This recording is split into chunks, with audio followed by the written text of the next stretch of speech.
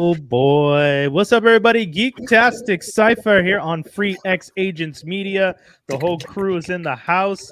It's kind of a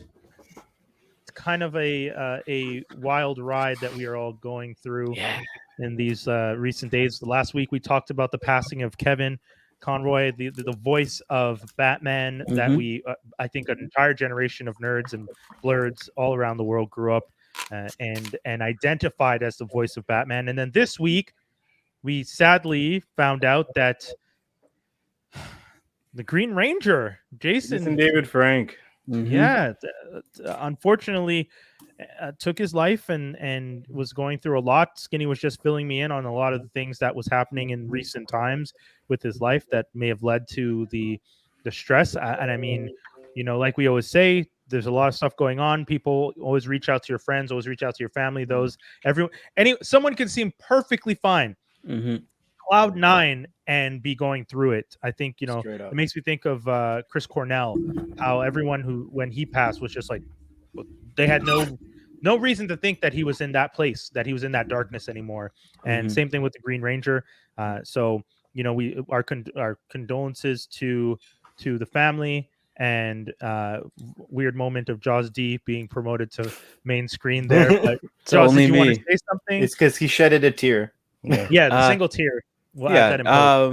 It's really shocking. The outpouring of support from all of his former cast members. I know I saw like maybe a 1 minute 30-second video from Austin. Is it Austin St. John, the Red Ranger, the original Red Ranger?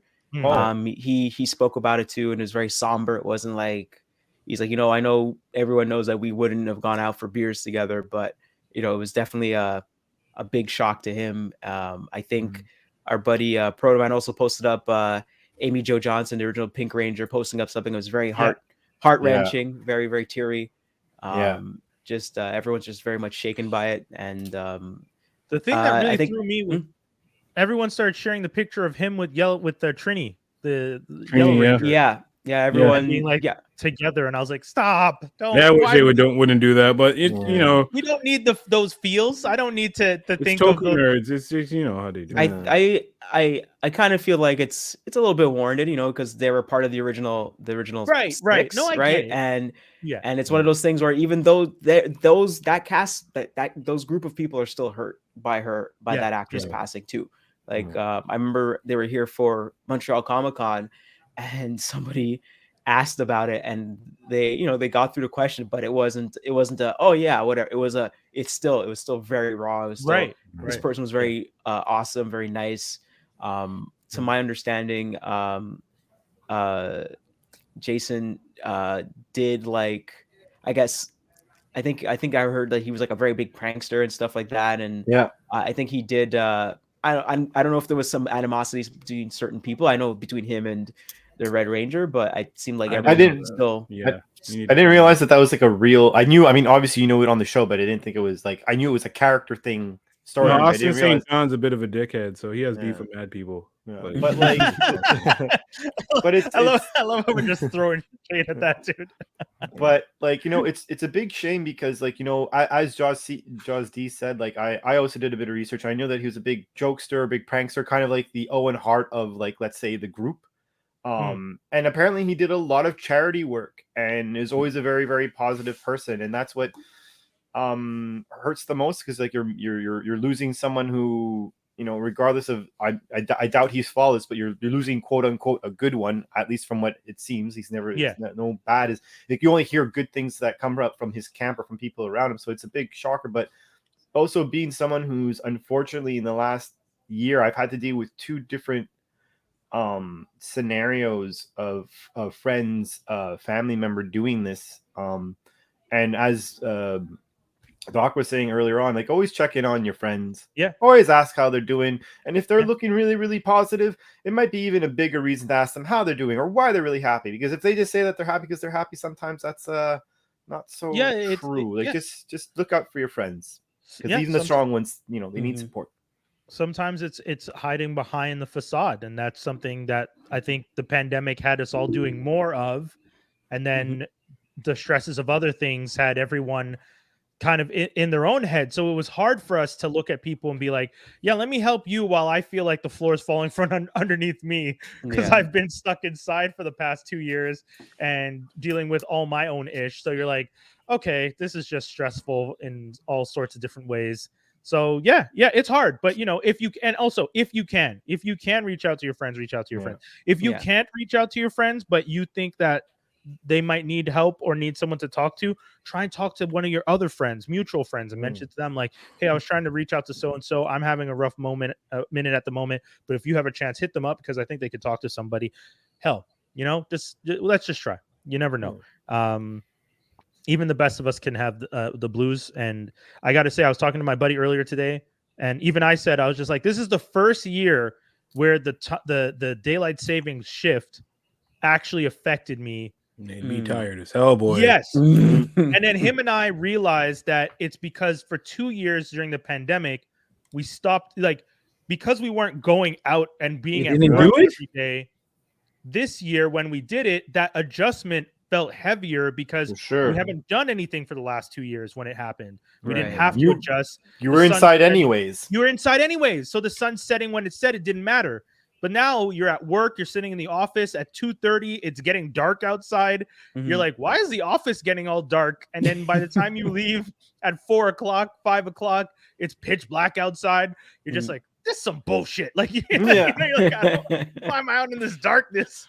So I so agree. It's one thing I actually think, like, I'm like, is this not something like other places don't do this? Honestly, like it's a mind. It really messes with you. Because... like my parent, like perfect example. I went to vacation. I went to Mexico by chance. A week before, my parents went to Mexico.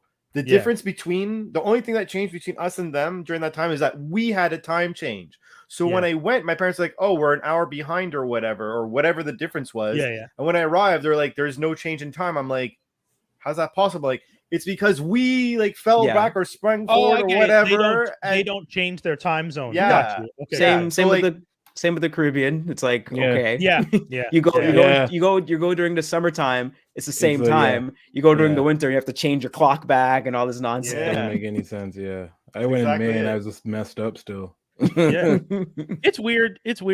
And this seasonal, I'm not gonna say seasonal depression, because I'm not feeling seasonally depressed. I just noticed that this darkness, because I've been getting to work really early because I'm just awake. So I was just like, you know what? Let me just go into the office early. I have no reason not to. I can just go in early.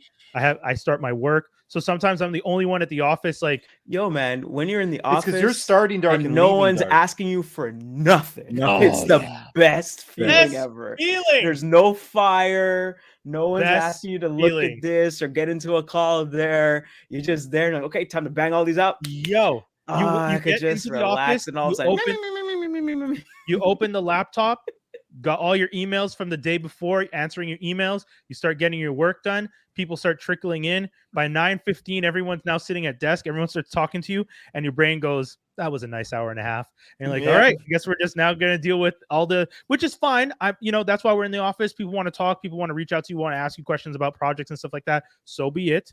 But you just get that sense of...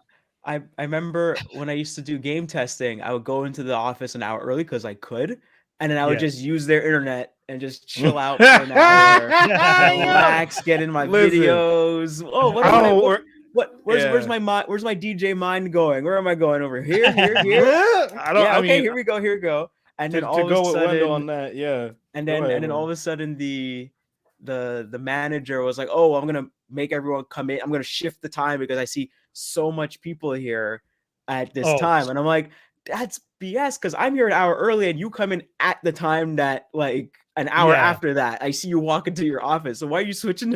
And then as soon as the time switch, everyone started coming in late. Oh boy. It was just they should have never given us the 7 to 10 option back at Ubisoft. I used to get in there at 7 and like same thing, Wendell DJ, but it'd be like 7 because year 6 season didn't care. So like when they say you mentally quit, I probably invented that shit because I get there at 7, 10 o'clock. I'm on my third podcast. I'm almost like, damn, I should turn on this PlayStation now. All right. Let me go ahead and turn that on. And they're like, yeah, test. So you get to the first, second level, you find no bugs because obviously there's no bugs. It's like a late build. You're supposed to skip levels. I'm trying to see if the story works. The story works. I know the shit works. I gotta listen to the audio. Right, exactly. Meanwhile, you're giggling because you're listening to your podcast, and you're not even trying to not giggle. You're just laughing. You don't care anymore. No, they had me on some let's watch what Akil is doing. So the way the desks were, everybody was in a row like horizontally like this, and then the managers are on this side. So you'd have to get up and walk to see their screen. Yeah. However, conveniently, there weren't enough room for Akil. So why is my black ass on an end where the manager next to the manager? I look behind me, manager got direct view of my screen. Next person got direct view of my screen. Everybody on the team could look to their side and got direct view of my screen, and I got to break my neck to see niggas. No. Yeah, I used to do the same too. I would go to like a manager's seat and then look where my seat is. Okay, you got a good seat. You can't see. Yeah, okay, you got to view. But my other manager just scope it out. I'm here to talk to you about run something. up on you. You don't even know they're behind you and things because I gotta look back every 2 seconds to make sure. Listen, year 6 I stopped carrying. They put me there year 5, year 6. I was just like, whatever. See what's on my screen. Yeah, that's right. eBay and your work. That's it. Catch me, boy. Catch me. Yeah, man, watch me bid on this. eBay. I got beef with eBay. They closed down my. I opened up an account. And then I didn't do anything with the account. Got an email said your account has been shut down for suspicious activity. I'm like, you ain't buying nothing. The suspicious activity. You don't need your account. The account since I signed up 2 weeks ago. What? So yeah, me and eBay gonna have someone hacked it. I don't know. eBay started charging taxes. I tried logging into the account. And there's nothing. It tells me I have to create the account again. So they didn't even just suspend it. It's gone. The account doesn't exist because I created the account linked to one of my Google accounts, and it's just gone. When I click it, it says you have to create an account with this email. I'm like, you just sent an email to this account saying it's suspended. Anyways, man, I just want to say before I go, because I know you guys are going to continue talking about some wild shit. I unfortunately have to bounce, but Rick watch and Morty, Atlanta. Come back. Yeah, I'll have to talk about Atlanta, but I'll say real quick because I know Dave's gonna probably suck at the teat of Dan Harmon, and I just before he not does, Dan Harmon. I don't give a shit about him. Yeah, I just want to say, okay, this episode wasn't so bad. This episode was them making fun of themselves, which I liked. That's like they're you know, and making, and the best part of it was like Rick being like, making the references and Morty going, wait, what are you talking about? This is a show? What's season 4? Like Morty being confused about the fact that he's a kid in a TV show and Rick being fully aware of it was one of the best parts of the episode, because when he made the reference to season 1 and Morty was like, season 1, what are you talking about? I was like, all right, I respect this. So I'll give them points for that. And to add on, when he's like, what was it? It's funny when I fuck around for 2 seconds with fourth dimension, but this is too much. Yeah. Like he's addressing that it's a bad idea to be doing this. I'm like, this is good. Yeah. It got stupid meta though. Full Joseph Campbell, like multiple scenes with Joseph Campbell. I was like, yo, this is for the deep heads who like the hero's journey and the call to action stuff. Like original story, Gilgamesh, Hercules type classic storytelling. Out here talking about Joseph Campbell, the hero's journey. People like turning off their TVs, like, shut the fuck up, PBS, man. Anyways, shout out to all the nerds out there who like that shit. The hero's journey. Hubris is important. Enjoy, kids. Take care. But Dave, I don't know. That was a good episode, but I don't like the break in the middle, and I don't think they'll be able to continue at this level every week. Just saying. I don't know, man. Are you gonna deny that this season has not been good? This season has. I'm going to say this before conversation when you're back. You could. This season has not been. This season has not been as good as the first and second season. And just because they got one off doesn't mean they can do well. They're still shitty writers. It's okay. It's okay. All right. A coward with no leg to stand is one who leaves right away. So me and him will have that conversation next week. But no, I love this week's episode. I'm going to say that out loud. I'm just going to finish off a little bit more, or talk a little bit more about what happened in this week's episode of Rick and Morty. So as Doc was saying at the beginning of the episode, like, you notice the episode's off right away, right? Mm-hmm. but then Rick calls out like, wait a minute, okay, something's fucking around. But he's like, it's not just like the regular universe stuff. It's like he was saying, like it's about the TV show and stuff. So as he's like matrixing himself out of this, he's using Morty to help matrix themselves out of it. And then once they do, Morty goes crazy. But it all goes back to relating to like did you guys see the train episode?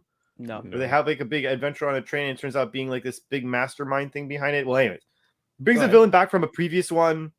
That one goes super meta to the point of like visiting like his creator. Like they made up a creator, like as if like the show was written by some like alien dude instead of themselves. So he's going there and he's like bitching at him, and like by talking, he's basically getting him to write him better so that he could be better. Like it becomes it's a very interesting like box in a box type thing, I guess to say it, like, you know. But overall, pretty sweet episode. And the fight and the overall outcome of how they like beat this week's villain being this return villain, it's pretty damn good.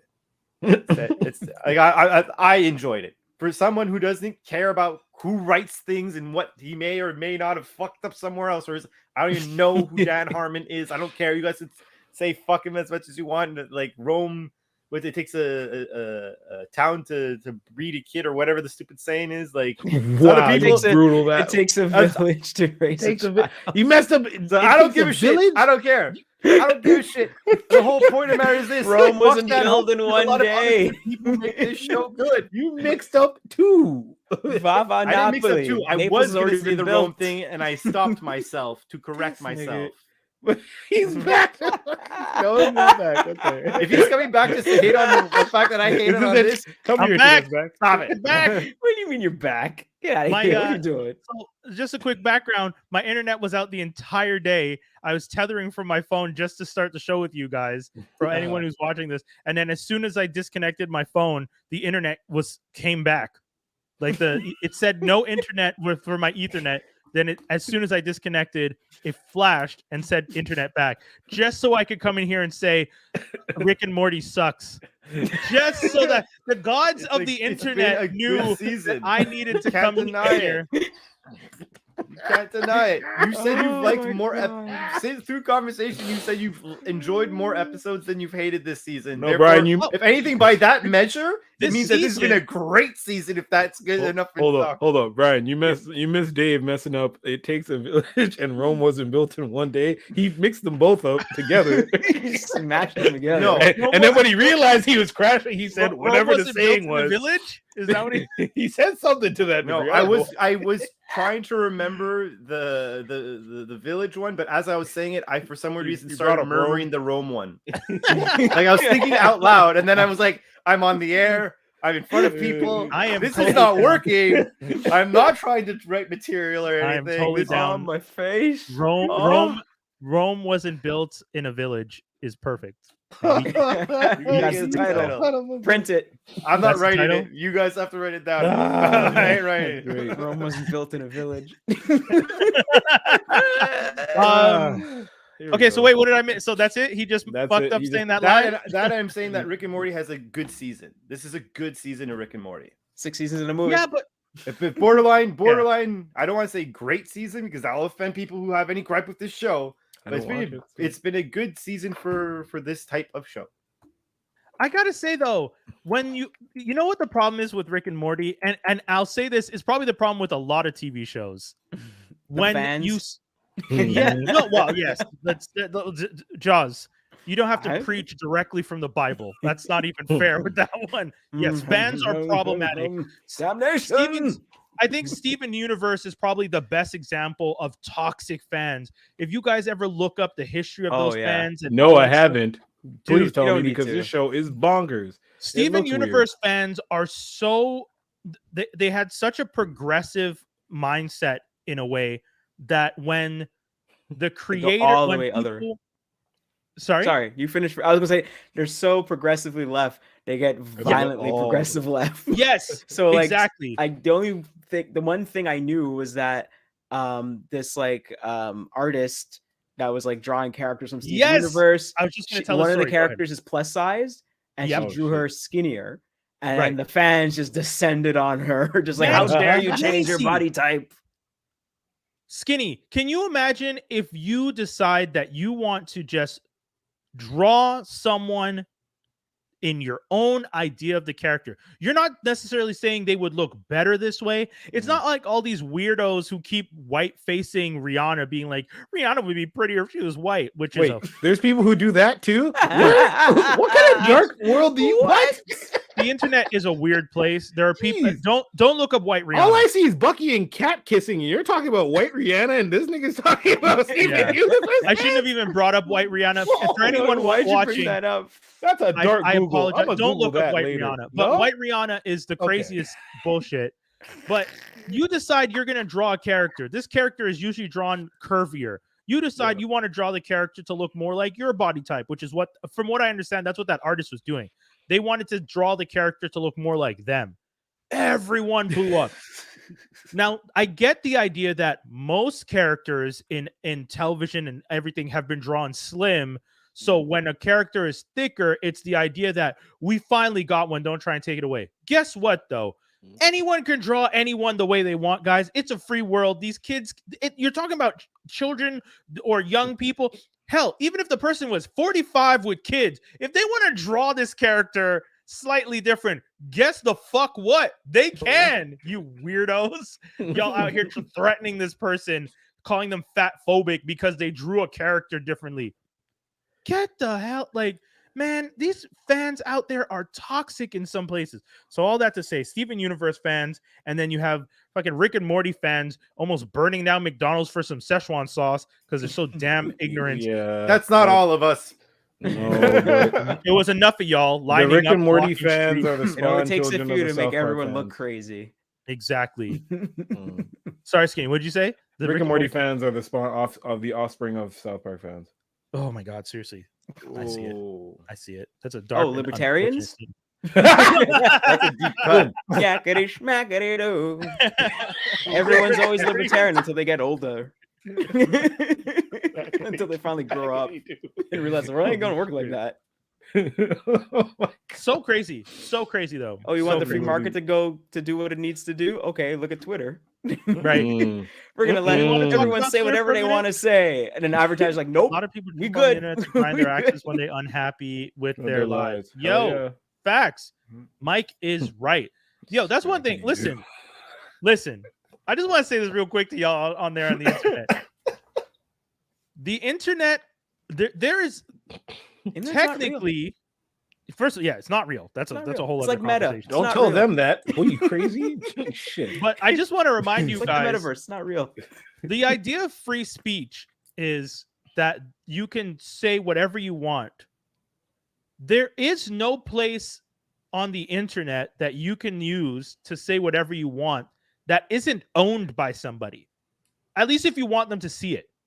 Twitter, Instagram, Facebook, TikTok, Snapchat, all private Hive, companies. Mastodon. I mean, not private, but all private or publicly traded companies that have to adhere to some sort of regulation that they are creating so that people feel comfortable using that space. And if you want to use a platform that doesn't give a fuck about that stuff, guess what? Those platforms don't go anywhere. MeWe, that weird platform for all you alt-right people, guess what? No one fucking knows who you are.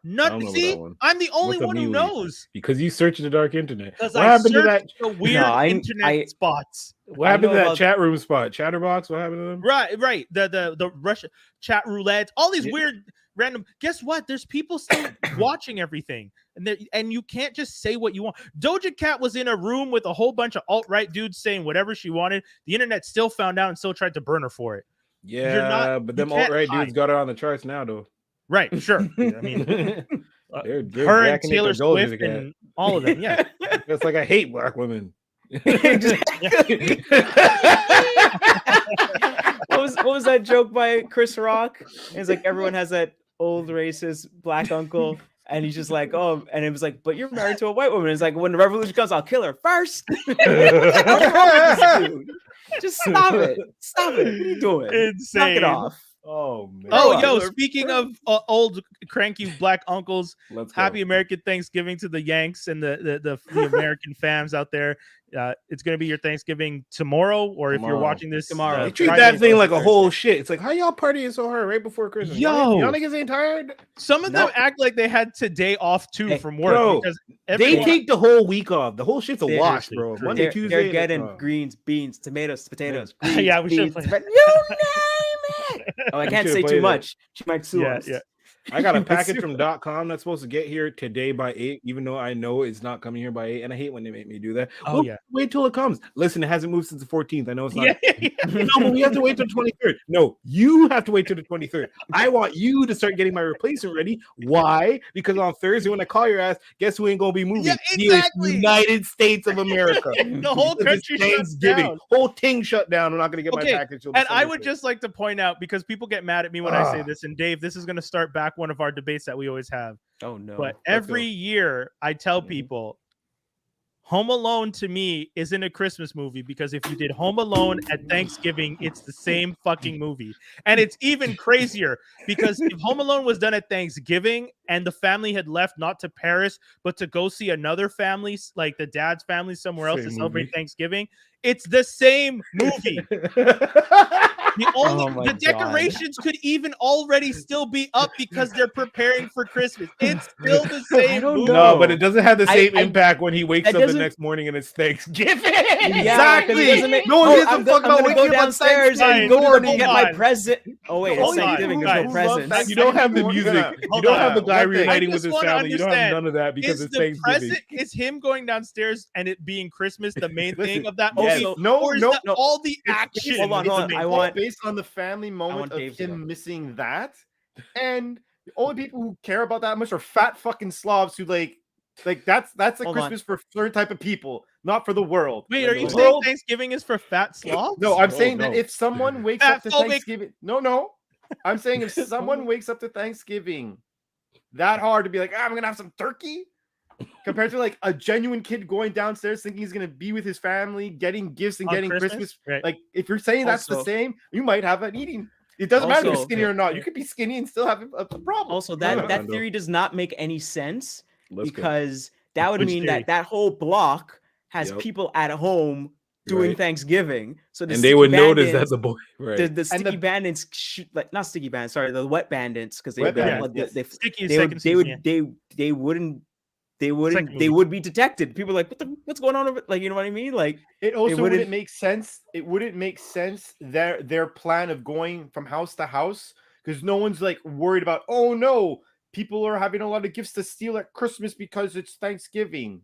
Like, you know, like remember what at the beginning of the movie they So- said that they're going from Wait, house but just hold wanna on. understand. Wait. Are you and both of you guys? Yeah. Are you thinking in the mentality of not Brian, but Dave and Wendell? yeah. You guys thinking in the mentality of why it doesn't work in terms of Canadian Thanksgiving or how Americans go hard on their Thanksgiving? I'm on because how I'm- Americans This go might hard on their slide if Thanksgiving. you think Because- American. I say it doesn't work because clearly Kevin's dad has the house that houses everybody, right? Right. So Sure. Well, everybody would so be at his house now. everyone would be at his house, everybody cooking, like you're- Assumptions for sure. Thanksgiving, you're just hunkered down.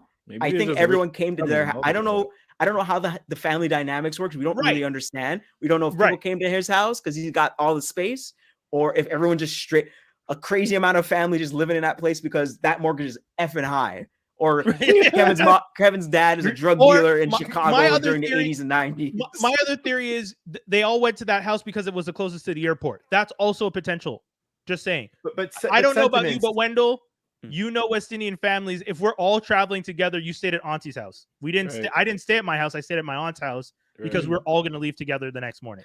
Just Right. saying. But I think certain premises or enjoyment of the film would have not occurred. Sure. Him dressing up the house for Christmas. I What, just wanna- you're gonna see an 8-year-old basting a turkey? Again, like, oh yeah, I'm running through the movie in my head. 100% could I'm running happen. through the movie in my head. So how do you get Kevin and Buzz to have their little tussle at the school Thanksgiving thing, and they're all in the choir? easily. Then they're all pilgrims and shit. And then Yeah, they that was have easy. they have Yeah. the they have I'm the Buzz was Thanksgiving supposed to be like a performances in turkey or American schools. something. Kevin I'm still messes it up. saying Yeah. the concept of like the jokes that they're going through wouldn't have worked as well. I think they're banking on the and also guys, hold on. I also don't think that Christmas. You can't take the movie as is and say, "Oh yeah, just do." I'm saying, think of the movie and replace main parts with the theme of Thanksgiving. So the big concert at the beginning, they do the Pilgrims and the Indian landing at Plymouth Rock bullshit, whatever, first corn dinner, blah, blah, blah. They do that performance. Buzz and Kevin have a thing, get into a fight. You still have that problem. The family goes home, and I'll point this out. When the family goes over to the big house, maybe it's the idea that they're celebrating Thanksgiving at that house first because they're going to do the real Thanksgiving at the next house. Something I've done with my partner. I know some of y'all do it because my partner's family will do it on the Monday. Somebody, at least here in Canada, we do it that way where it's just like, okay, I want to go to, right. Yeah. Someone's the on Monday, the heist itself would not work. So the people, you guys talking about the people in the houses, that block, yes, there's a lot of people who might still be home. There's some houses that will be empty. Remember, they were going around dressed as cops. You find out which houses are going to be empty because people are going to be living. Oh, sorry, go ahead, Dave. Go ahead. But that's what I'm saying. That aspect would not happen at a Thanksgiving. That is that in circa the time that movie was filmed in. Why would they not do that? Because the cop was going around to check who was going to be out of who's going to be gone for Christmas.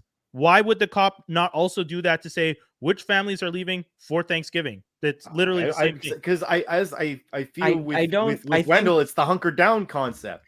And then also Thanksgiving, you're going to see family. You're not going out for leisure. You're not like I'm getting out of like I'm not leaving for a week. I'm leaving for the day. For me, the way I'm looking at it is like, why would I travel to go see family in a cold ass place when I could be going like to Paris or something like that, and everyone's kind of off, and what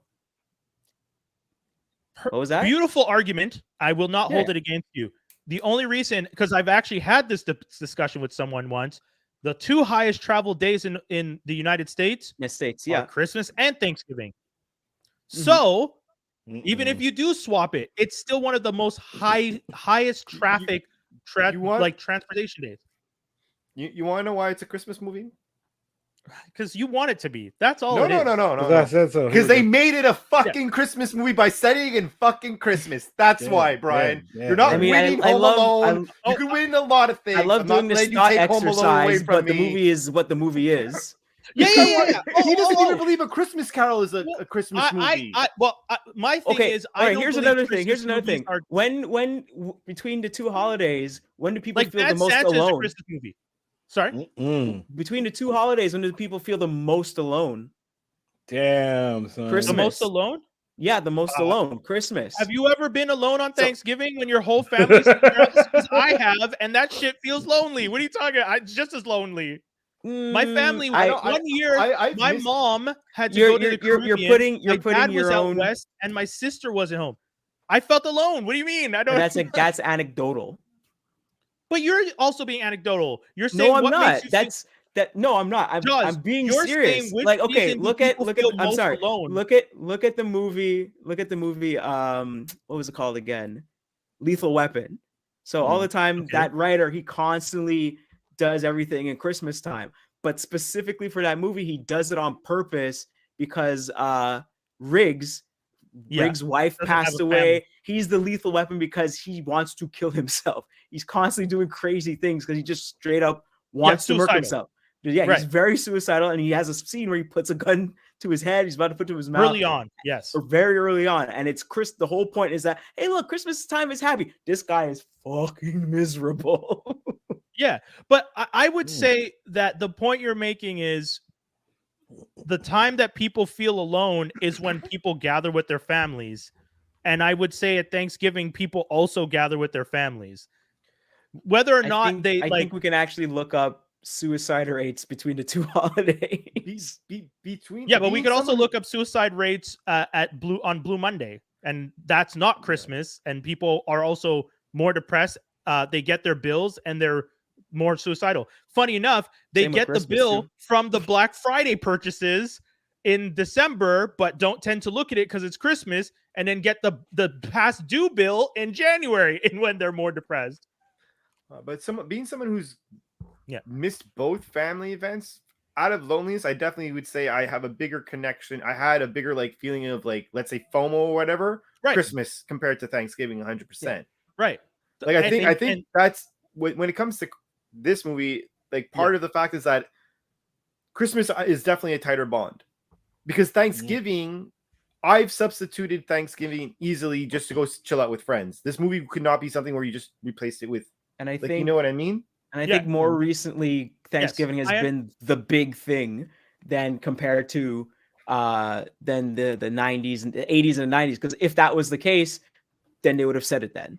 Like that's I honestly, because I mean for the most part, everyone feels that the Thanksgiving movie is, I think, Planes, Trains, and Automobiles. Fantastic. Yes. That's usually the one that everyone's like, oh, they go back to. By the way, which is getting a 4K version with an extra 75 minutes of content. What? 70? So just extra scenes. Okay. Extra scenes, not added in. What? I would still watch that in a minute. I don't think it's being added in, but there's okay, my bad. John Candy eating a hot dog while smoking a cigar at the same time, like extended scene. It's all crazy stuff. I saw it. I was just like, this is wild.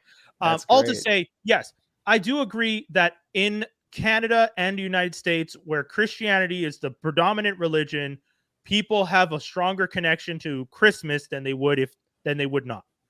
That is fair. And I'm just saying, within the context of when that movie came out, when it was being made, the 90s, the 90s, like Christmas was the thing, and I think only now Halloween and people are liking the fall holidays more than they care about Christmas. Tell that. I don't get that. No, tell that to Hallmark. I don't care about that. You need to tell Hallmark to calm down. About what? About everything. Have you seen how many Christmas movies they've put out this year? Not this year, just ever. Just ever. Cranking them out. I'm good. I've been watching Christmas movies every night since November 1st, bro. I love this shit. Yeah. My shit's on Q92.9. Dead stop from November to January. No, you got it. It's got to be on.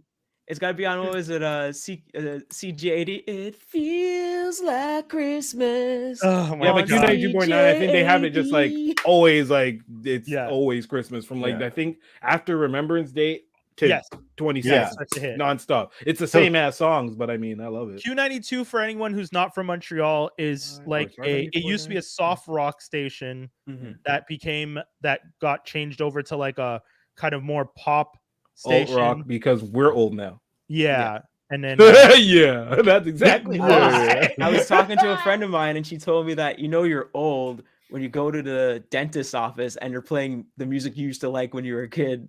Yeah. you're getting work done on your teeth, and it's like Teen Spirit is playing on this mountain. I lost my mind when I heard 1969 and friggin' I'm like, oh shit, this is contemporary rock now. Yeah. I'm like, oh no.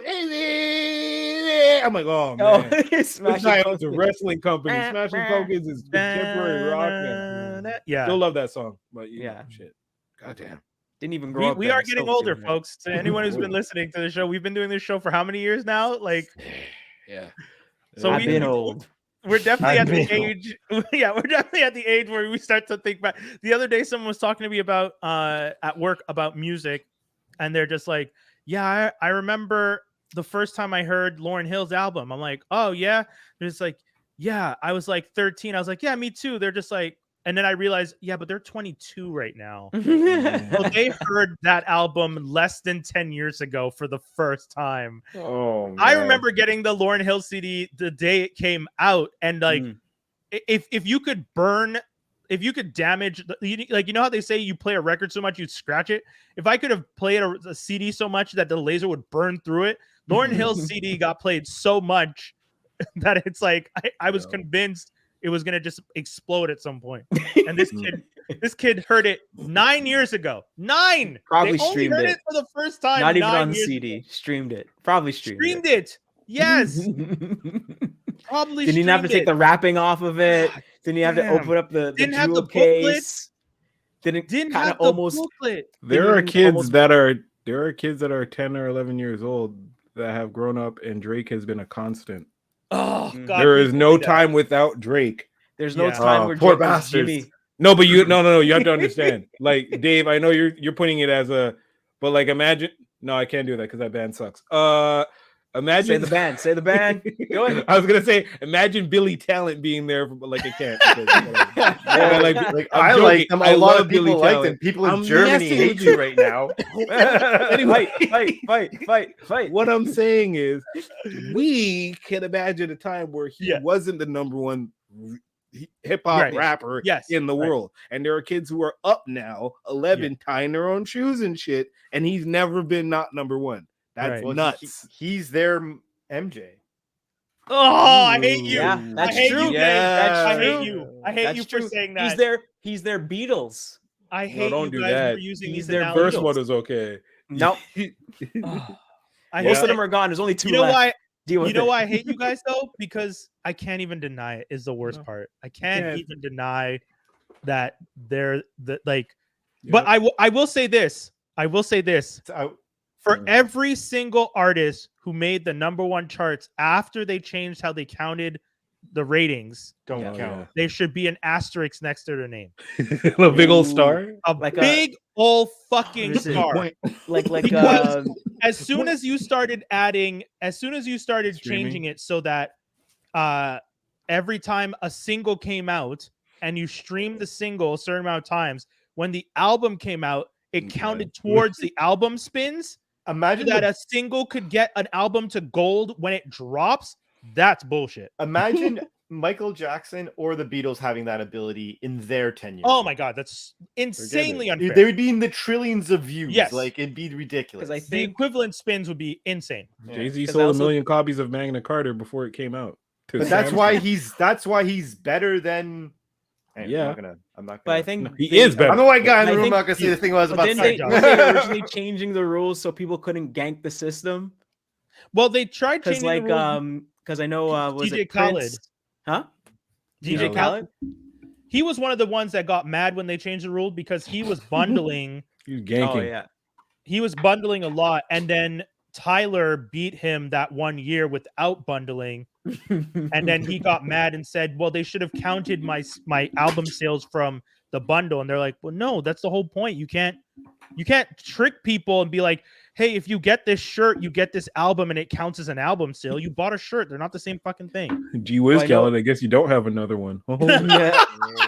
I know, because I know they changed the rules because I think with Prince's album Musicology, when it came out, he was touring. And when he toured, he's like, "Oh, here's a CD. Yes. Here's my new CD." And then that boosted him up, and he got like number one spot. He's on everywhere. He's like, look at that! I ganked the system." And they're like, "You can't do that. Stop that." Yeah, you can't do that. Stop. You can't do that. Stop that. But now streaming's happening. I remember before, record companies didn't want you to do singles. They just wanted you to do whole albums. So you sold the whole album so they could charge you more. And then, of course, singles went to the wayside. Then all of a sudden streaming and online stuff started happening, and then everyone's all about singles again because people want singles. They don't want to listen to a whole album when it's not all good. Do you remember HMV though? Do you remember the singles era at HMV? Because that's a real thing. When it was like whole sections of like one song on a CD or two songs, and you're like, the fuck am I supposed to? You get the remix, the master remix, the DJ no one's ever heard of the remix, acapella, instrumental. The only one I remember of that is that my dad, I think, burnt me the single for what was it called? Busta Rhymes' Ooh-ah, I Got You All in Check. So it had Ooh-ah, it had the actual sample, I think, or the actual maybe not. The instrumental. It had the instrumental, it had the remix with ODB. Yeah. It might have I want to say it came with the actual song they sampled, but I don't think it did. But it had like I was like, what the? Okay, sure, I'm listening to all this. Oh, okay. Your dad burnt you that? Yeah. My dad was. Why is your dad listening to 1995's "The Coming" by Busta Rhymes? And no, number two, why didn't you have that album? I bought Extinction Level Event. Smart. And then I wanted to get that Extinction Level Event and the Carnival. Wyclef's The Carnival were my two first CDs I bought for myself. Oh, wow. And I think I wanted to get the other two, but I didn't. So my dad ELE is your first. Holy shit. So my dad he used to like make he used to like do tapes. Like he used to what do you call it? He used to dub tapes and stuff. So he dubbed me what was Busta Rhymes' second album? When Disaster Strikes. He dubbed that one for me, and then The Coming, I think I got later on or something like that, or found it later also on. one of the best ones too. But yeah, the first three are the best. Those would be your first albums, though. Those would be your first albums you ever like owned.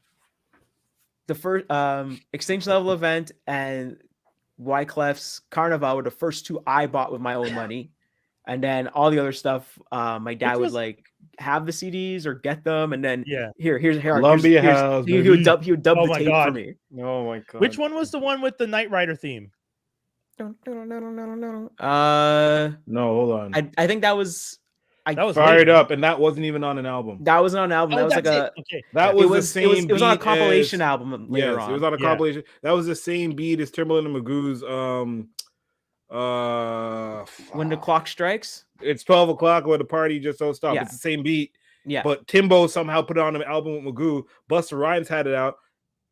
No one know where Busta Rhymes' version was. It was there. And then the thing is, it was the song itself was tatted on to the end part of another video that was also got zero airplay. So you happen to catch this one video, you would get the Fired Up video, and then they eventually put up the Fired Up video by itself, and you're like, where the fuck is this song? Yes, I remember that being I remember that was a big thing that people Jay-Z had a song like that too. Anything. You couldn't find that goddamn song. It was on like the last, like you wait till 5 minutes till the song's over on the third album, and then you could get this Jay-Z song. Same thing with Fired Up, but Yo, remember that era of just putting a song after the 3 minutes gap?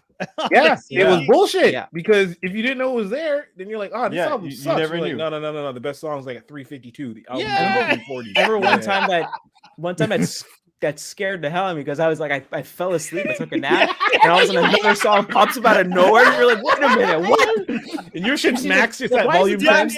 Why is the time still going on my stereo? It doesn't make any sense. And bam, new song. Yeah. And the worst part is, we all had those damn fucking sound systems with the extra bass subwoofer things on them.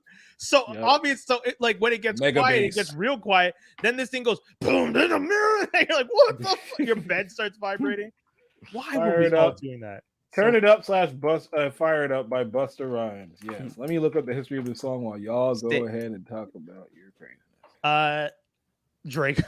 TV wise, I don't know. I didn't watch the end of Andor. I know the finale is today. Everyone's been talking about it. I didn't get to see it. People say it's fantastic. I look forward to watching it. You watched it? No, I haven't watched the show at all. Yeah. Oh, you haven't watched the show. So the show is fantastic. The show is fantastic. I will say this: everyone at my work is like people who don't even like Star Wars are being convinced to watch it by other people. Too bad it's based on a bunch of dead niggas. Hey, skinny. Then don't watch what is it, the prequels then?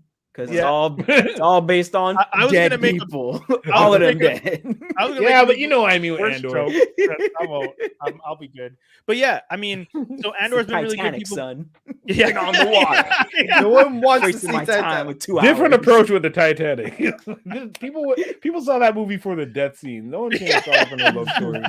When people gonna die? Come on. That's what people were trying to see.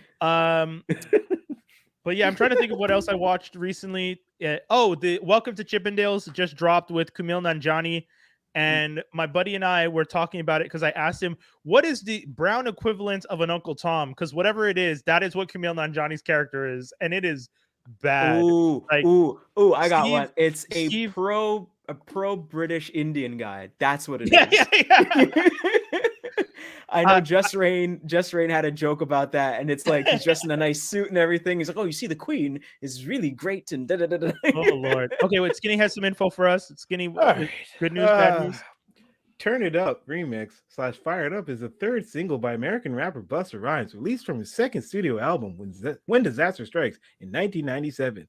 The original version, which appears on When Disaster Strikes, takes a sample from Love and Happiness by soul singer Al Green. I remember skipping this song. Oh. Really? That song was great. I love it. I didn't like it. I didn't know that was the same song. I did not know that either. Wow. I So love the that one that song, we though. know with the Knight Rider one is Yeah. the remix under a new title called Turn It Up Remix / Fired Up. The song nonetheless became Busta Rhymes' third top 10 hit, Billboard 100. It also became a hit on rap on dance, beep, internationally, so on and so forth. And then it appears on friggin' the soundtrack to Can't Hardly Wait. Oh, what? So it was supposed to be. So technically, the song is on When Disaster Strikes because it came out around the same time. But Yeah. physically, isn't on anything. Wait, but Can't Hardly Wait. Isn't that the Yep. 10?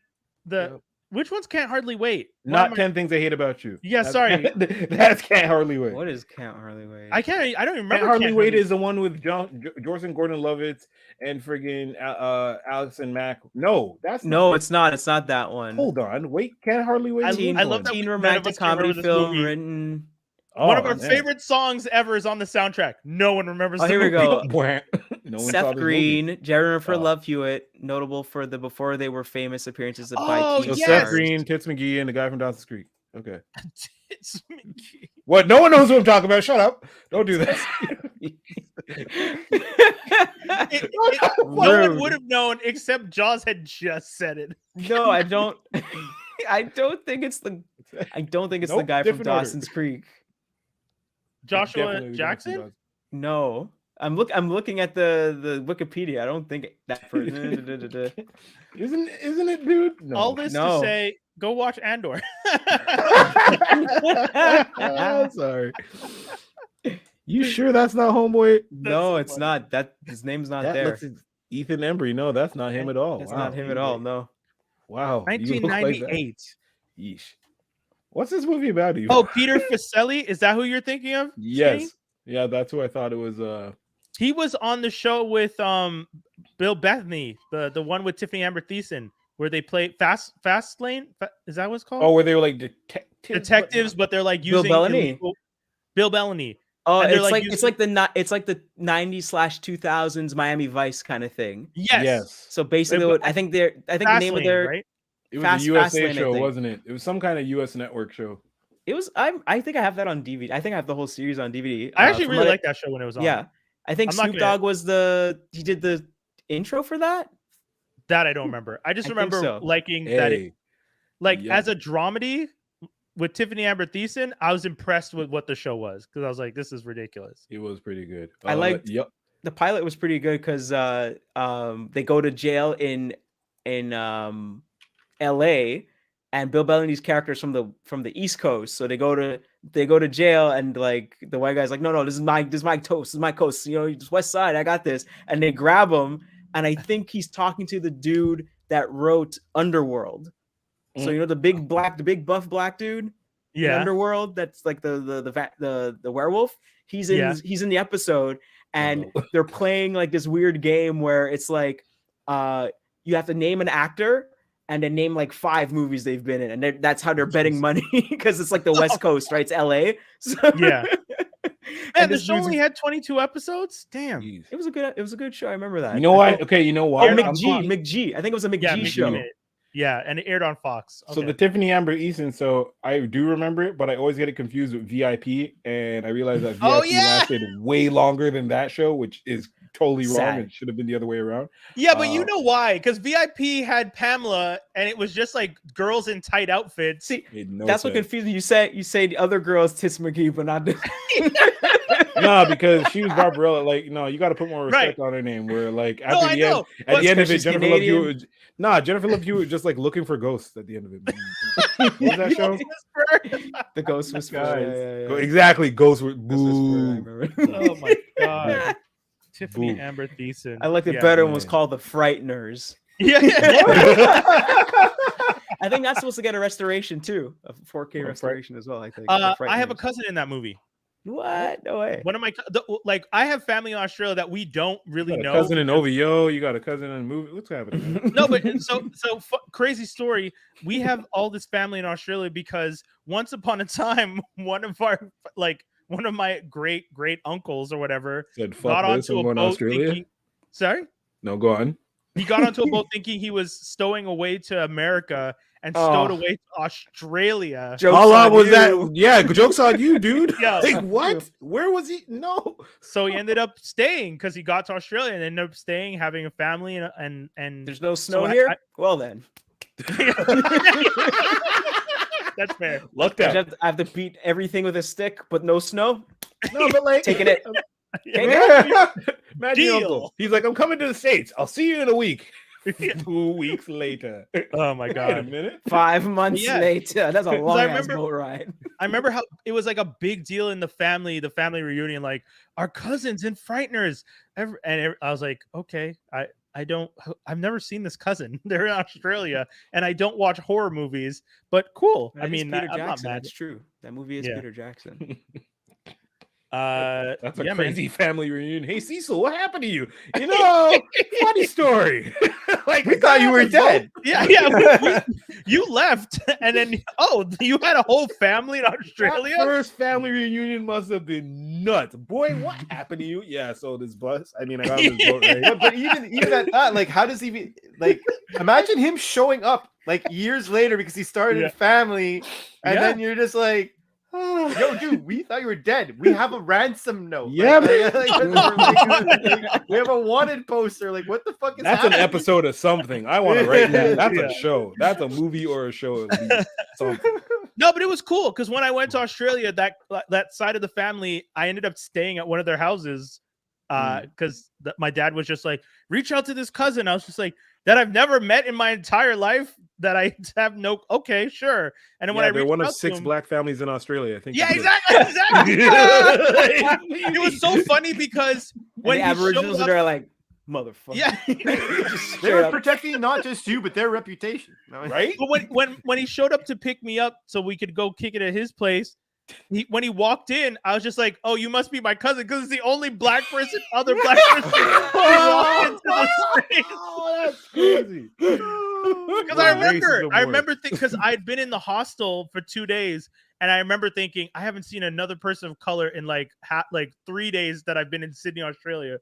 And then he called, like, I called him, like my dad said, spoke to him. He's just like, yeah, you don't have to stay at the hostel. You can stay there one night, but I'll come and get you, and then you can hang with me and my family for the next 2 nights before you have to bounce back to Canada. I was just like, yeah, man, that sounds cool. And then he shows up the day, and I was sitting in the front, and I look, and I'm like, no joke. I was like, oh, that must be my cousin. I'm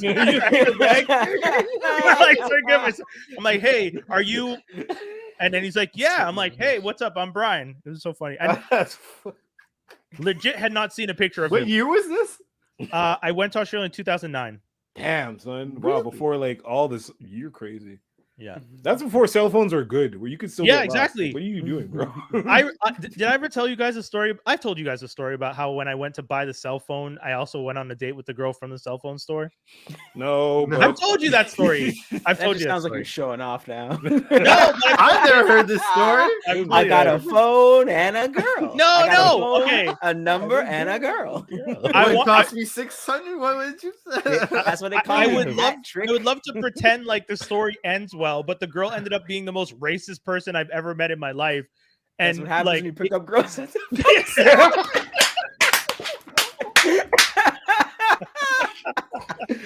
Yo, just leave your arm in it. Leave your arm in the hoop. That's how you dunk. That's how hard you dunk. Leave your arm in it. Just look down at Brian as you dunk in his face. This girl was so racist for the Aboriginal people in Australia that I was like, I need to leave. I just walked away from her when she said the last thing. I legit just turned around and walked away. I was like, I can't. You are all kinds. You were in Australia? I was in Australia. I needed to get a cell phone. Went to the cell phone shop, got a phone, and I wanted to see Star Trek the next day because Star Trek was the first Star Trek movie was dropping the next day. And I asked her, I was just like, hey, I'm in Australia for a week. Do you want to go see Star Trek with me? Like, I'm never going to be in Australia again. So I might as well ask you. And she laughed and she's like, you know what? Sure. And I was like, okay, cool. So we saw Star Trek. And after Star Trek, she took me shopping because she wanted to get something for her mom for her birthday. And then I asked her a question about the Aboriginal people of Australia. And this girl went on a racist tirade. Wow. And I was like, what is happening? What is happening? The biggest nerve. Dude. That's you know that song, How Can We Sleep When Our Beds Are Burning, right? Yo, but you know what that song is about, right? No. That song is actually about how the Australian government took away the land from the Aboriginals, and they're just kind of holding on to it, and there was like a asserted effort to give them back their land. So there's a part in that song where he says give it back. Oh my damn. So yeah, it's a sore point. You touched on. It's like being here, and then you talk about, hey, what's up with all the French? And then grand tangent. And you're like, ooh, I didn't know that was going to happen. Damn. Dude, it was crazy though, because like my uncle told me, rest in peace, Uncle Sydney. But I remember when I told him when I was younger that I wanted to go to Australia one day in my life, because it just seemed like the crazy thing to go to the other side of the world.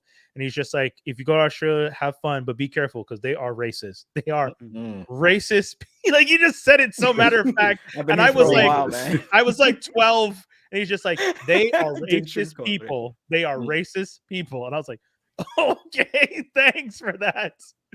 Yeah, that was a rude awakening. Crikey.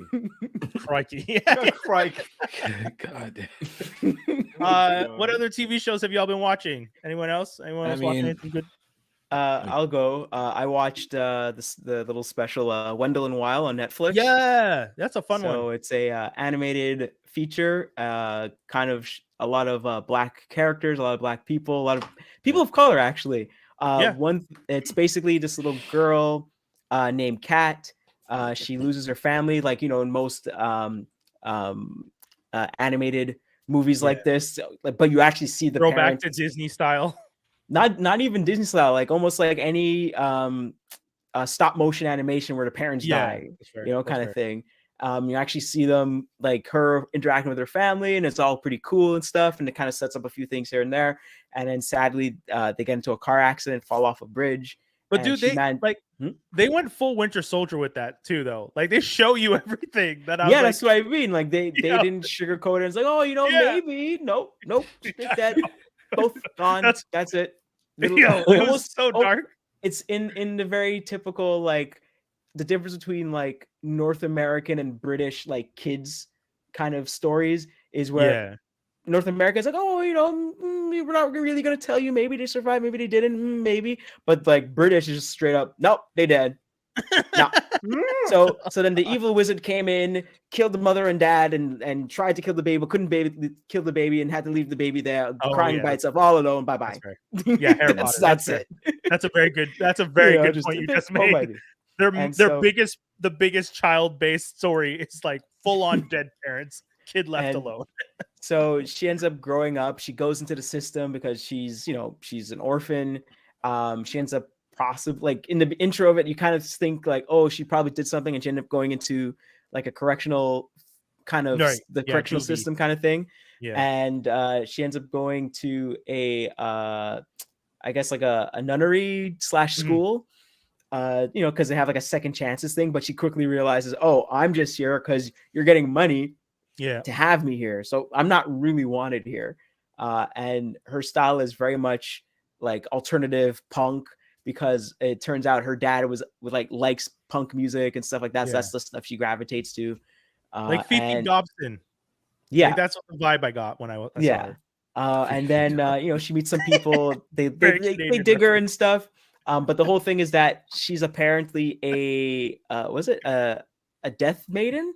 Oh, yes. She's a death maiden. So she has this like skull on her back of her hand and everything.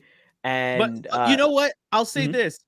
Suicide Squad Joker's smile on his hand, Jared Leto, hers is way better, because when they finally light hers up and they cover, and it's even the nose and everything syncs up, I was like, oh, this is what they were trying to do at Leto, but didn't do well.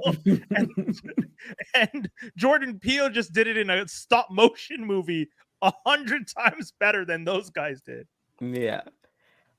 And so there's these two demons called Wendell and Wild, 2 L's, and they kind of trick her into being like, to bring them back to the real world, to bring them into the real world.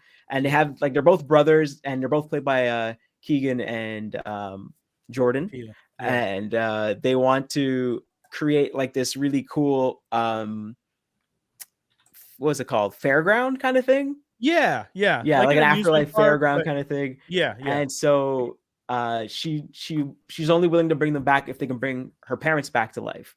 And so they kind of agree, but they're trying to figure out how to do that part, but they kind of figure it out and stuff. And craziness ensues and stuff, and there's a lot of crazy characters and stuff. And I thought it was pretty cool.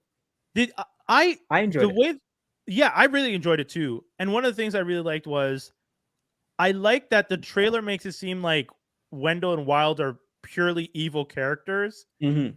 But then in the movie, you get a sense of like, oh, they might just be misunderstood characters. Like it takes you a while to figure out where on the spectrum of evil, like on a scale of like, I don't know, Darth Vader on one end and like who's a misunderstood anti-hero? Like maybe I can't, Boba Fett. Yeah, maybe, sure. Sorta, kinda. Yeah. If you pay him enough. Yeah. Pay him enough. Well, yeah, he's a bounty hunter. He can either be working for the Empire or you're working for the Rebels. Doesn't really matter to him. Yeah. Whoever pays him. But on that scale, you get a sense that like they're more on the like, we're kind of just doing this because it would help people, but there's benefits to it, but also we're slightly selfish and we want this. Yeah. But then as the movie continues, you start to get a sense of like, oh, maybe they're not actually as selfish. And then at the end, you get a really super interesting ending, which I thought was really cool. So I would definitely say for people to check it out. One thing I thought was really cool is that a lot of the music, it's all black bands, but it's all like really like alternative, like the songs like you hear and you're like, oh wait, that's kind of a black band. Like they have the song Ghost Town, and obviously the lead singer is clearly like like Caribbean by way of like Britain, because that's like around the ska kind of punk era kind of thing. Then they also play the song by Death, Freaking Out, and I was like, oh shoot, Death is in here. Then obviously they have what was it called, In Living Color, they have Cult of Personality in there and stuff. I was like, oh shoot. So like a lot of purposely selected songs in there. A lot of all stars in this movie. Vin Rhames is in it. Like I said, Keegan Michael Kay and Jordan Peele are in it. Angela Bassett's in it. James Hong. Shout out to James Hong. Yeah. Father Bests. He was great. One thing I did like about this movie is that some of the voice actors, when you put them next to their picture, they look like the person. They look exactly like that person. So for sure, Father Bass, when I saw him, I was like, is that supposed to be James Hong? And I listened to the voice. I think that's James Hong. When I looked, I was like, oh, it's totally James Hong. Same with Jordan Peele's character Wild. They like when he's in his like not crazy looking when he's more form, human. When he's more human, he looks they kind of make him look a little bit more like Jordan Peele a bit. One thing that was interesting, one of the three girls that are trying to be Kat's friend. Oh yeah. One of them is black and she has like blonde hair. And something my partner, she pointed out, she said, oh, I thought that voice actor was going to be Nicki Minaj. And she's like, I felt she kind of looked like Nicki Minaj. I'm like, oh, because she has a British accent. She's black. She has the blonde hair and it's straight. So it's like Nicki Minaj doing her Barbie character kind of thing. So I was like, okay, I could see that. Obviously that character's, her name is something Claxton. Her parents, clearly the dad is supposed to be like a black Donald Trump. That was funny. Yeah. For sure. And there's a lot of people of color, like it's not a lot of the time you'll see in and non-binary character too. Yeah, like non-binary characters too, which is pretty interesting. They brought that kind of up and like, oh hey, this is my name now. Could you not do that? It was well done too. All right. But I thought it was pretty cool. Definitely give it a watch. Definitely. All right, I'll let you guys continue. I'm out this time. Peace, everybody. All right, take care. Peace. God damn. Is he just gonna stay still? Yeah, I think so. No, okay. Play the He's like the human serviette. Yeah. Just like Nardwuar, just like Nardwaring. Jeez. It is funny how often that guy's name gets brought up on this podcast. Because he's a legend. He's a Canadian legend. He is a hero. I'm telling you, he's a hero. He's got the best soundbite out of Jean Chrétien, our former prime minister, where he's like, I put pepper on my plate. And the reason that came up was because I think they were having a G20 summit in BC. And so Nardwuar purposely made himself looking super normal, got himself a press pass, and they said, "Hey, press, do not talk about the pepper spraying that's going on outside to the protesters." So they were pepper spraying the protesters, and the pepper spray looked like small canisters of what do you call it? What do you use to put out fires? Fire extinguisher. Oh, look fire like extinguisher. long, like just crazy amounts, right? And so Nardwuar's there, but he's not going by Nardwuar. He's going by probably his real name or maybe an alias or something. And then he asks the prime minister, "What do you think? How do you feel about pepper spray?" And all of a sudden he starts getting like yanked out. Oh, and, yeah? Yeah. And John Karanchan is like, "Me, I like to put pepper on my eggs. Next question." And they tossed him out. Jesus. Nardwuar. Good guy. Oh, Good my guy. God. Oh my God. Well, But yeah. He's hilarious. Are we going to get into the news or? let's go into the news. Yeah, Let's go because to I'm going to call somebody after to put a foot in their backside afterwards. No, like, I'm at a point where, like, okay, Sorry, I'm Mike. No, he didn't punch the dude in the face with the pie. I think he choked him out. No, that was somebody that walked in front of him. No, you're right. He did punch a dude in the face. Sorry, continue. Yeah, good old no, so I'm at a fine point where you see all week I've been just waiting for this one little thing to not show up at 8:00, and it's almost as if they planned this shit, because now when I refresh the page, it's gone to expected to 23rd before 8:00 to now expected. Check this out. Now expected November 23rd, between November 23rd, 24th, and December 13th. What? Oh no! First of all, how can I even? How are you getting 3 pieces? No, I'm not even getting 3 pieces. I'm just getting the one, but I don't know how they managed to just switch this up on me. It's because they divided it for you, Skinny. You'll have to build it when you get it. The tracking hasn't updated at all. No, it's not. It's between, meaning it's going to come between these days, even though it's supposed to come the day before. We're basically just delaying you 2 weeks, and you can't do anything about it, because now if I choose to call these people, whomever I speak to on the phone, because they read scripts, is going to be like, "Oh, well, sir, yes, but you see, it's expected between the 24th and 13th, so maybe you should wait for delivery." And I'm going to tell them to wait for me to sit up. No, anyways. And then also they add this little tidbit of this package was delayed due to severe weather in the delivery area. Is that why it didn't even make it to the partner delivery person? This thing got out of the border and just sat. It's been sitting in Burlington, Ontario. AKA, shout out to the person who collects Marvel Legends in Burlington, Ontario. You, sir, you just got yourself a free package, because I know how this works. Oh, this kind of opened. What's this? Oh, this is kind of cool. I'm going to give this to my son. Never scan it again. Amazon will just send a new one. You think we don't know how this works?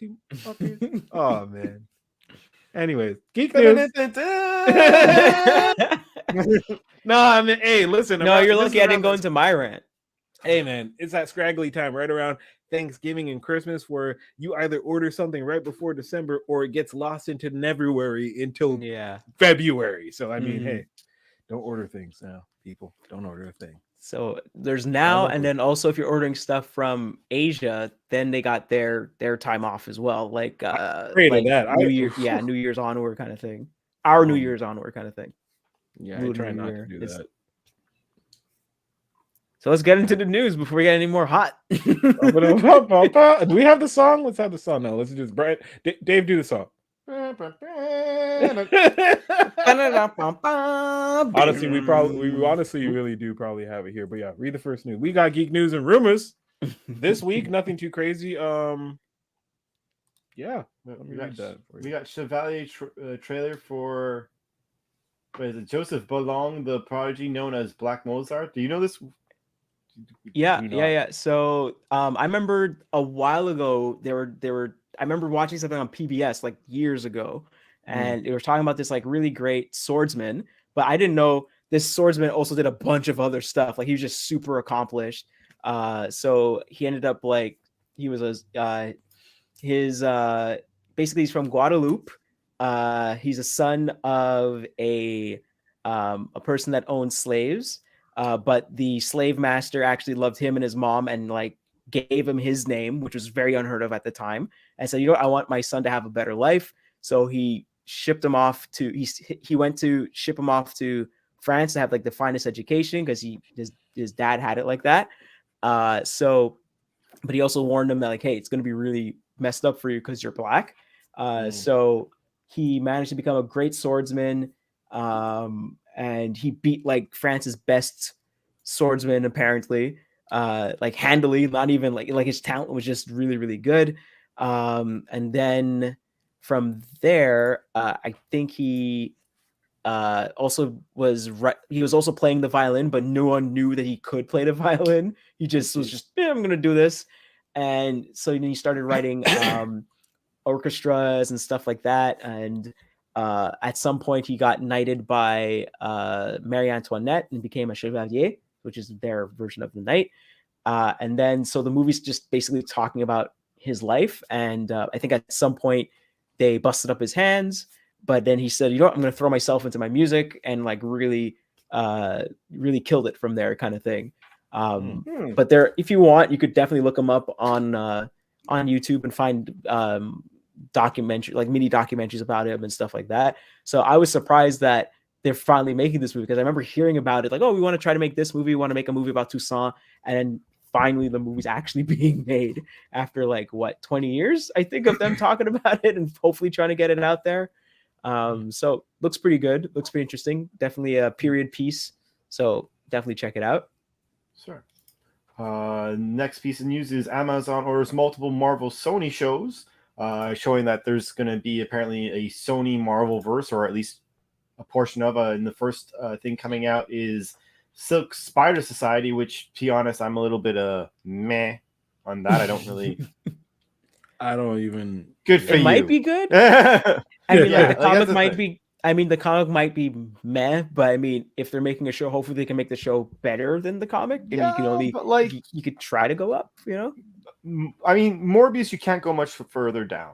Let's just be honest. You can't go much further down. If it doesn't beat Morbius, then it's just, you may as well stop. Morbius is definitely a hard sell, in the sense of the only thing I know about Morbius is that he used to want plasma. And he didn't have fangs. He had the stupid things on his, because, you know, it's suction things on his hands because he couldn't put vampires.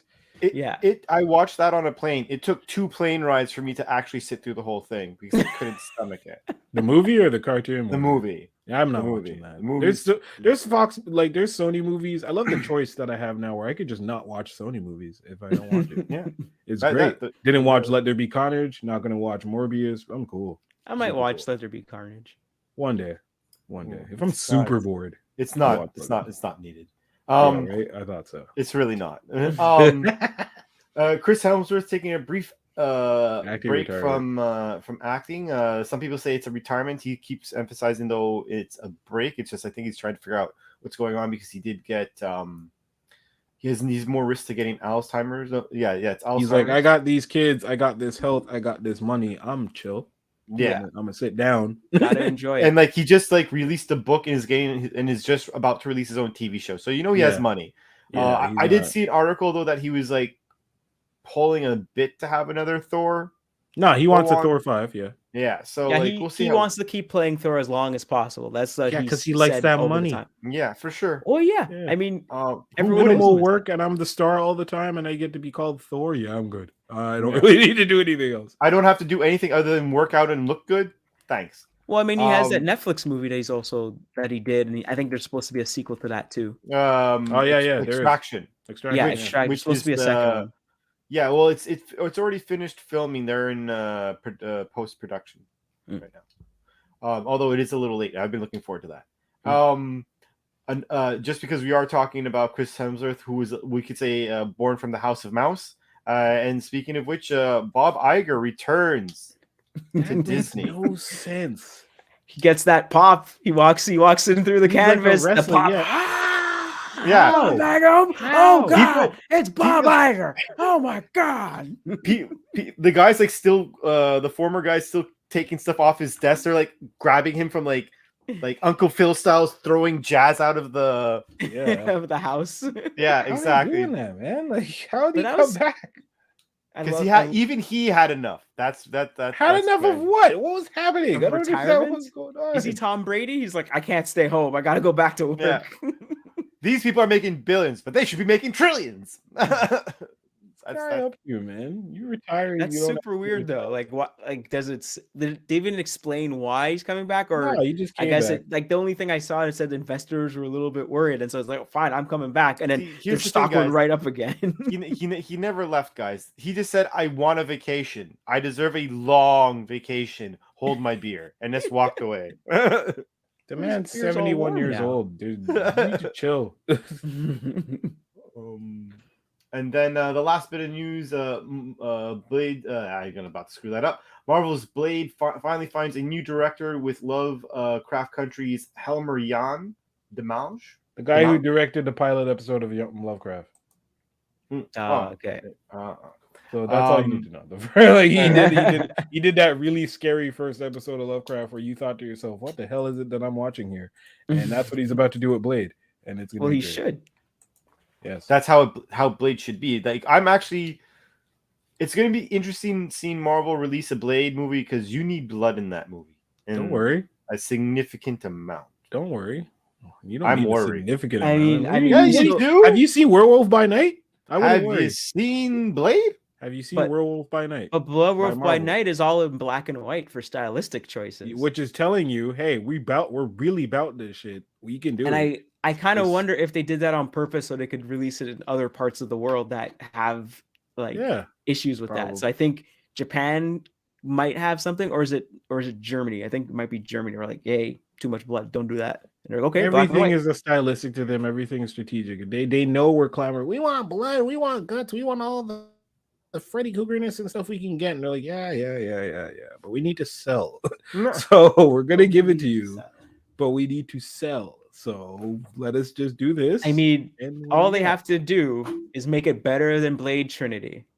It's honestly, the bar is pretty low. The bar is very low where it left off, but we still have the first two Blade movies. Yes, you still have the first two. So a lot of people will be judging it based on Blade 1. They'll be like, well, this is not as definitely Blade 1. Blade 1 stuck a needle in you and he had people explode off screen. Like, that was they blew up off screen, but you still saw the blood come up. Yeah. Still. And then the blood god, he's pulling all his limbs back together and all that. Yeah, when you cut him in two and he's all like Jello. Like, come on, man. No, I love that because then you get what's his name? Wesley Snipes looking behind and he's like he's killed so many vampires. He's never seen that. He's seen vampires explode. And then he's seeing a vampire coming back together with blood, and he's like, what the that movie was super crazy. His sword had spikes. Yeah, and then the second one is Peter Jackson. Second one is Peter Jackson and made the crazy kind of Peter Jackson. Vampires are eating the new vampires. It looked weird. Okay, I was like, Peter Jackson did that. Peter Jackson. Their mouth split open 3 ways. And you're like, oh man, that was good. That's gonna be. I mean, hey, I'm excited, but I feel like he's not gonna fight vampires. They're gonna take him out from next. They're gonna take him on the next fourth. What? It's got to be better than the Blade TV show with Sticky Fingers.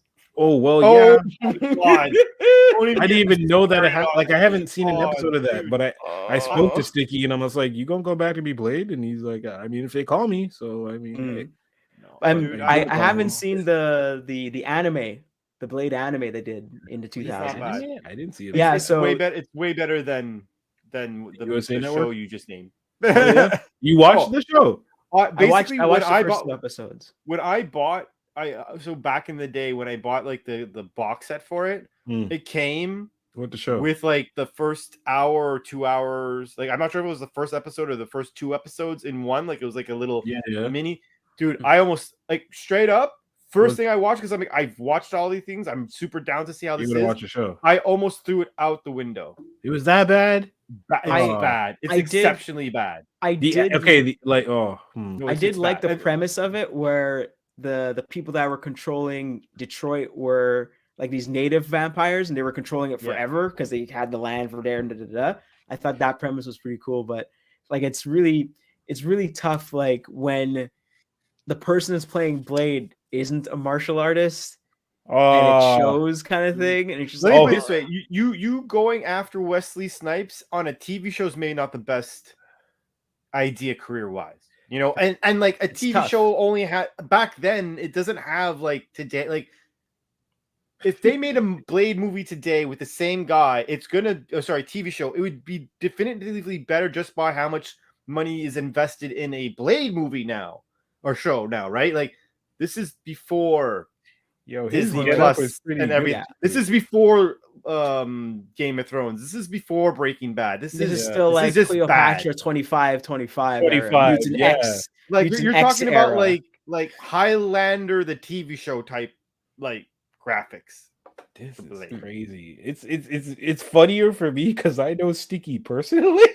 I'm not saying he did a bad job. No, I'm just saying like it was not see this, it's kind of like wow, they really went all out for this costume. I shot off shotgun on him. Why? I do feel like again, if it lasted and he really committed to it, and he's like, okay, I'm going to learn a few things, and you see him progressively get better, just like the dude from Highlander to TV show. Like when you start from the first season, you keep going on. Those sword fights get better and better and better. And that guy is doing it. He's put it in the work, and you're actually seeing him get better.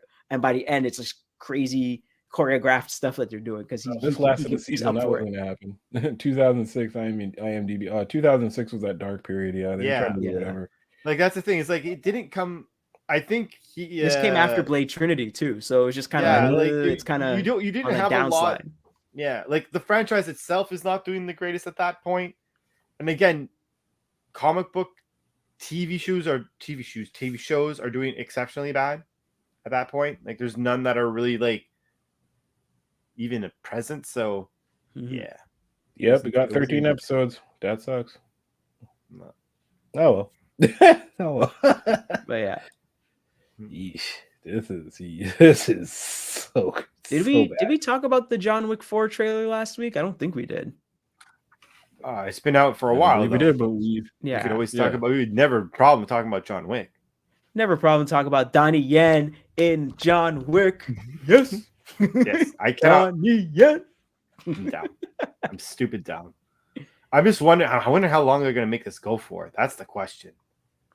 I hope they ended at 5. I feel like they could go for a while, but I don't know if I would care after that. No. It's getting. I mean, I liked 3, and I was just like, Jesus. Like I felt like the most violent part of 3 was the knife fight in the random knife museum. Oh, so good. And he's just throwing the knives at the dude and stabbing him. Like, oh my, okay, stop, please. Stop. Seeing that like in the theater, and then there's like the one it's like the blade goes right to the eye or whatever. You're like, please stop. I don't need to see blades to eyes. No, I'm good. Eyes need to be left alone. There's nothing left alone in that movie. No. I really enjoyed that Zero, Mark Dacakis, aka the Iron Chef, aka Cryan Freeman, aka Jimmy from Double Dragon, aka I'm just naming a lot of his movies. Oh, he was in Drive too. That was true with Kadeem Hardison. But no, Mark Dacakis, one of the real OG American martial artists out here actually doing it, and like I was so happy to see. I was, oh my god, he's doing his thing. Oh my god, I'm so happy. And I was the fact that he was a nerd about him. That was so hilarious. It was so good. It made it so much more interesting because it's like in all his movies, I bet that's what happens to him if he's in a movie with someone like who's like a nerd. So it's like he for sure took some experiences from that and put it in the movie.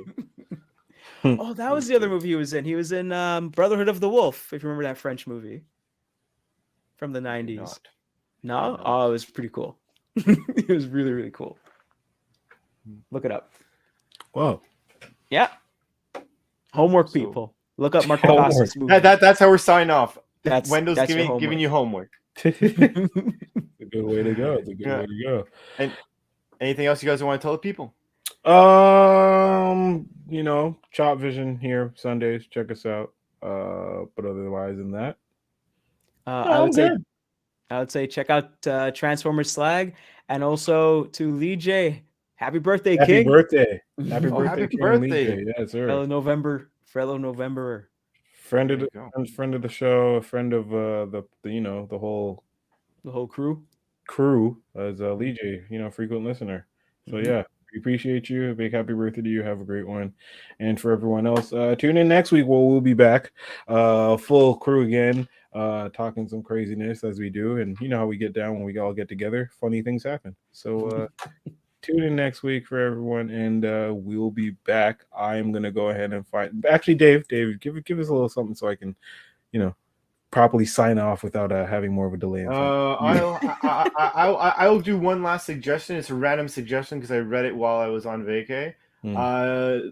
Comic book suggestion: Batman 66 meets Man from U.N.C.L.E. If you at all liked Adam West and at all you watched Man from U.N.C.L.E. enjoyed the original ones, this comic book, its 6 mini issue series, is quite the treat. It's a perfect pairing. It's like red wine and like a filet mignon. It's actually really, really good. Okay, all right, there you have it, man. That was actually really beautiful, Dave. I appreciate that. And I'm gonna actually go check that out. When you get back next week, I want to hear more about Mexico. Yeah. Okay, you're gonna give me some, that was this week. I am back from Mexico. I mean, but you know what I mean. I want to hear more from Mexico. Oh yeah. Drunken idiots, so on.